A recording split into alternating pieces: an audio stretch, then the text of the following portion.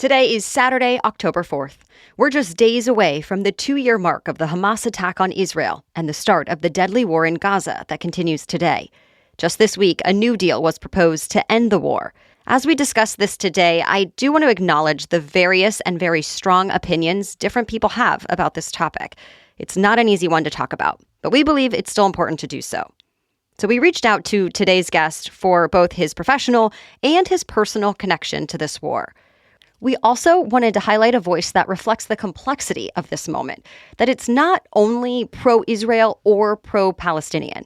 Dr. Boaz Atzili is a professor at American University School of International Service. His research has long focused on territorial conflict and border politics, and he's written extensively on Israel and security policy.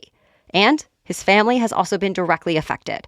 His cousin, Aviv Atzili, was among those killed on October 7th, 2023. Aviv's remains were taken, though Israeli Defense Forces recovered his body in Gaza months later. Aviv's wife, Liat, is an Israeli-American who was taken hostage into Gaza. After weeks in captivity, she was released in a hostage deal. Boaz Atzili is here to reflect on the impact of that day 2 years ago for his family and the world, the ongoing costs and consequences of the war, and what he sees as possible paths forward for Israelis, for Palestinians, and for the region as a whole. Welcome to the NewsWorthy Special Edition Saturday, when we sit down with a different expert or celebrity every Saturday to talk about something in the news. Don't forget to tune in every Monday through Friday for our regular episodes, where we provide all the day's news in 10 minutes. I'm Erica Mandy. It's now time for today's Special Edition Saturday.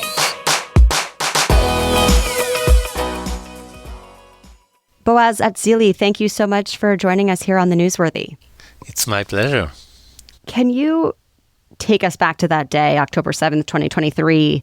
What do you remember about first hearing the news and what the community experienced? So I've been here in the US when I'm looking at my phone and I see like hundreds of messages on WhatsApp and everybody are panicking. And it's not only Aviv and Liat, but most of my family actually live in this area, in the area that oftentimes called the Gaza envelope, like close to the border with Gaza.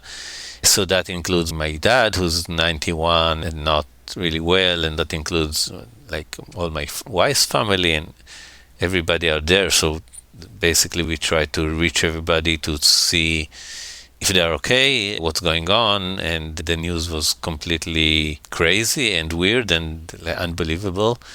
So obviously we were very worried about everybody. We managed to get to talk to some people, but not to others.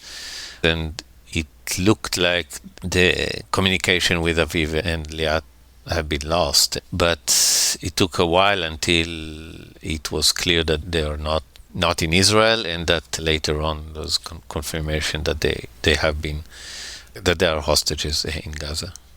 I'm so sorry that you all experienced that. What has the past 2 years been like for your family? And then, what is your take on the war today, 2 years later? So the past 2 years obviously been like incredibly hard because, it's the family and it's so many, friends and people from that area. And for several months at the beginning, basically all the family was displaced. But very early on, I understood that the main obstacle to get all the hostages back home and to end this terrible war is the Prime Minister of Israel, Benjamin Netanyahu, and the government as a whole, but first and foremost Netanyahu.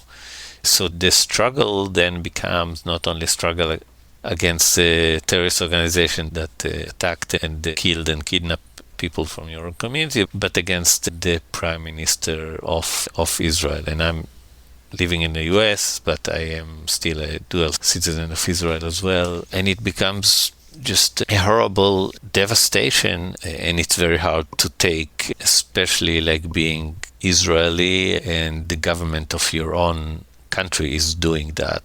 Get into my kind of professional hat, it's not only not helping Israel's national security long-term interests, it's hurting it. Because of international support? Because of international support, that's one thing. And Israel is in the end a small country that depends on international support, it depends on international trade, etc. But also because if he wants to weaken Hamas, and Hamas would not be destroyed because it's not only the organization, it's the idea. But if he wants to weaken Hamas, he's doing the exact opposite than what's need to be done. And everyone who study counterterrorism can tell you that indiscriminate attacks against civilian population is the exact opposite what you need to do to defeat a terrorist organization. And I think it's just a point to emphasize that for anyone who doesn't realize, as you're saying, what the Israeli government is doing is not necessarily how all of the Israeli people feel. And just like we have here in the U.S., there is a difference of opinions across Israel and probably similarly for Palestinians about how they feel about Hamas. Right. So in Israel, first of all, very persistent polls show that the majority of people in Israel want to end the war. So some want to end the war because they understand that this is the ultimate price they need to pay for returning of the hostages. And a lot of people care about the hostages, of course. And some want to end the war because, in addition to that, also because they do not agree with what the war is doing with the Palestinians in Gaza. And they don't see like a revenge on that scale as something that is morally right and something that is like contributing in any way to the Israeli interest. So a large majority, between 70 and 80% in each poll, supports ending the war in return for getting back all the hostages. Also, the Netanyahu government, at the same time that the war is going on, it uses the fog of war, if you will, to clamp down on Israeli democracy, really. What about the argument that if you want to blame anybody, it's Hamas, that they're the ones putting civilian lives at risk by operating within the civilian population? What do you want people to know about that? Right. I mean, Hamas is a vicious terrorist organization. Their ideology is to destroy not only the state of Israel, but the people of Israel by any means. And so I would not try to defend Hamas, of course, and, they killed my beloved cousin, they killed many others. There's no forgiveness for that in that sense. But let's talk about the children, that's not their fault that Hamas is doing what it's doing. And there's no justification for this mass killing of innocent citizens in the name of getting Hamas. That's one. And the other thing is that it doesn't really get Hamas. It gets the citizens. And Hamas is benefiting from that by creating much more popularity the more Palestinians in Gaza are suffering. Do you believe what Israel's doing in Gaza is genocide? So I have two answers to that. First, if you look at the UN definition for genocide, as much as it hurts, I have to admit that it does fit the definition of genocide. I think this definition is somewhat problematic, especially because there's ambiguity regarding the scale of this and how large it needs to be for it to be called a genocide.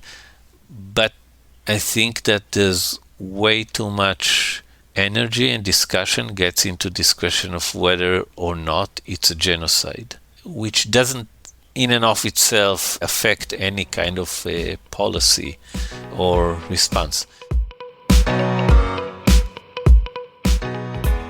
Coming up, Boaz Atzili shares memories of his cousin Aviv and lets us know how Aviv's wife, Liat, is doing today. Plus, his hopes for a path to peace and why he believes it's possible to be both pro-Israel and pro-Palestinian at the same time. That's coming up. But first, a break for our sponsors.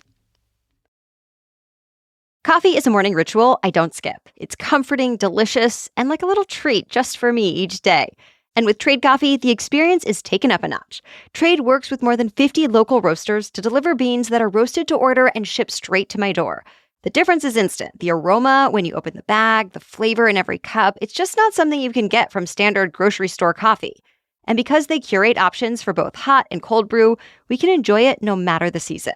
No wonder Trade is the #1 coffee destination in the US. What I love most is that the subscription takes the guesswork out of it. Trade learns your tastes and matches you with beans you'll love. And if something misses the mark, they'll replace it for free until they get it right. So for us, it's become a simple, delicious upgrade to our everyday routine that we really enjoy. Quality coffee at home. Right now, Trade is offering 50% off a 1-month trial at drinktrade.com/newsworthy. That's drinktrade.com/newsworthy to get 50% off, half off a 1-month trial. drinktrade.com/newsworthy. The Newsworthy is also brought to you by Dose. Most of us don't think about our livers until something's wrong, but the liver is quietly doing more than 500 jobs every single day. And get this, over 30% of Americans are said to have a sluggish liver, and many don't even know it.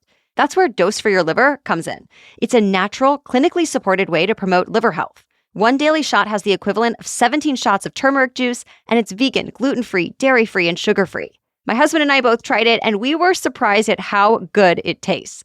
Sometimes health shots can be kind of a chore, but this one is easy, and it feels good knowing we're taking care of ourselves in such a simple way. In a clinical trial, Dose lowered liver enzyme levels by 50% in more than 86% of participants. People who stick with it also report more energy, better digestion, less bloating, and even better sleep. Save 25% off your first month of subscription by going to dosedaily.co/newsworthy or entering the code newsworthy at checkout.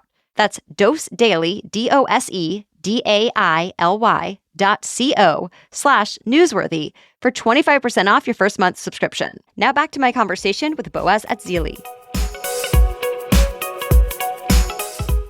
What is the message that you've heard from the families who are still waiting, who may still have loved ones held hostage in Gaza, who are still alive? The situation now is that there are 48 hostages that are still in Gaza. We know that many of them are not alive anymore.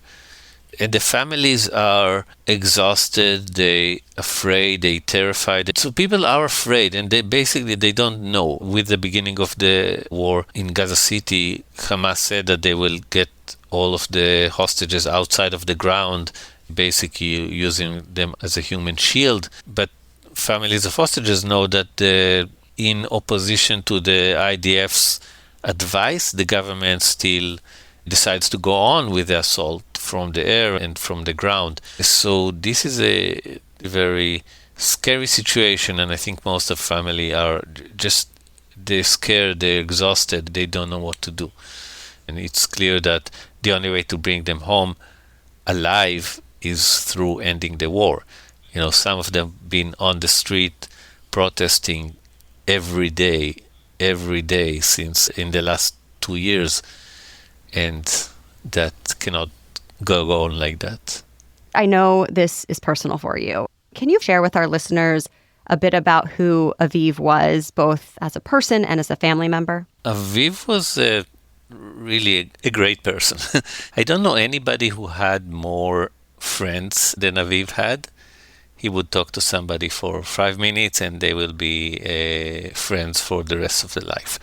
He was a mechanic and he ran the agricultural mechanic workshop in their kibbutz, but he also was an artist. In the last few years of his life, he created this wonderful creation from scrap metals that he would draw on them miniatures of scenery of the Western Negev, of the fields and tractors and stuff like that. And I think that also reflected his ability to take these very hard metal pieces and make them into something so warm and lovely. His wife, Liat, a U.S.-Israeli dual citizen, came back in a hostage release deal. What can you share about how she is holding up? You know, I'm sure that deep down she has trauma that she carries with her from being in captivity and losing her husband. And she learned that she lost her husband like one day after she came back from Gaza. So that was like a real trauma. But she's holding back really well. She's doing a lot of stuff. She's also joined the Bereaved Family Forum, that it's a group of Israelis and Palestinians that lost loved ones, and she's active with them. She came back to teach in high school, and she's also a instructor at Yad Vashem Holocaust Museum. As we wrap up, what do you hope for moving forward? I think we have to realize that there are several plans for ending the war that are basically achieving everything Israel says it wants in the deal. Return of all the hostages, a Gaza that is controlled by somebody other than Hamas, and the security guarantees for Israel. All of that was in the Egyptian plan before, then the Saudi plan. So it's important to know that there are choices, and there are good choices that one could choose if you care to look around. What's just a final thought about paying tribute to all of those impacted from everything that's happened in the last 2 years? I think my final thought is there are two people that live in the space between the river and the sea, if you will, between the Jordan River and the Mediterranean Sea, Israelis and Palestinians. And regardless of how you think each one of these groups is a genuine nation or not, and both sides trying to suggest that the other side is not a real nation, we know from the study of nationalism that nations are socially constructed. If enough people believe that they are a nation, then they are a nation. And these two peoples believe that they are a nation, and they are not going anywhere. The numbers are more or less similar. I think about 7 million of each. And in the end, they will not be able to eradicate or drive away the other side. And the only solution long-term is a peaceful solution, whatever you want to do it, like 1 state, 2 state, 30 states, doesn't matter. The only solution is a peaceful solution. And on both sides, there are a lot of people, I would say the majority, that if they believe that there is a genuine way to find a solution that will also make them feel safer and not all the time threatened by their neighbors, they will go with it. But you need the right leadership on both sides to forge the road ahead and to show the people that there are ways, that there is a way, and it's not going to be easy because there's a lot of people that like the situation of mutual violence. There's going to be a lot of spoilers. But if you continue and basically create alliance between the more peaceful, the more moderate people on both sides, that's the way to win. Not by creating a world in which you have to be either pro-Palestinian or pro-Israeli. That doesn't help anything. The solution is to be pro-peace and to be pro-Israel and pro-Palestinian at the same time. Well, thank you so much to Boaz Atzili for sharing his personal and professional insights. And he wanted you to know there's an upcoming documentary called Holding Liat. You can learn more about it in this episode's show notes on our website, thenewsworthy.com. As always, we'll keep you updated with any big developments about the war in Gaza and other news to know in our regular 10-minute daily news roundups that we put out every Monday through Friday. So we'll be back on Monday. Until then, have a great rest of your weekend.